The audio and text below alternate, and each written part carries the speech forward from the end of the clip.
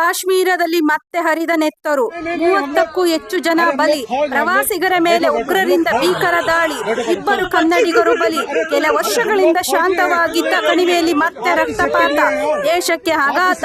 500 ಪ್ರವಾಸಿಗರಿಂದ Bharat Switzerland ಪಹಲ್ಗಾಮ್ನಲ್ಲಿ ಗುಂಡಿನ ದಾಳಿ, ಹಿಂದೂಗಳೇ ಎಂದು ಖಾತ್ರಿಪಡಿಸಿಕೊಂಡು ಹತ್ಯೆ. ಹೆಂಗಸರನ್ನು ಬಿಟ್ಟು ಪುರುಷರೇ ಟಾರ್ಗೆಟ್, ನನ್ನನ್ನು ಕೊಲ್ಲಿ ಎಂದು ಉಗ್ರರ ಬಳಿ ಪಲ್ಲವಿ ಕಣ್ಣೀರು. ಅಲ್ಲಿಂದ 3 ಬಿಸ್ಮಿಲಾ ಬಿಸ್ಮಿಲಾ ಅಂತಿದ್ರು. ಮೃತ ಮಂಜುನಾಥ ಪತ್ನಿ ಭಯೋತ್ಪಾದಕರಿಗೆ ಧರ್ಮವಿದೆ, ಬೇರೆ ಧರ್ಮದಿದ್ದರೆಂದು ಖಚಿತಪಡಿಸಿಕೊಂಡು ಕೊಲೆ ಮಾಡಿದ್ದಾರೆ. हम इंडियन आर्मी है, बैठो। ये इंडियन आर्मी है। आप लोग कहाँ से आए हो? कहाँ से आए आप लोग? आपके बच्चे कुछ नहीं करेंगे, थोड़ा बताइए। हुआ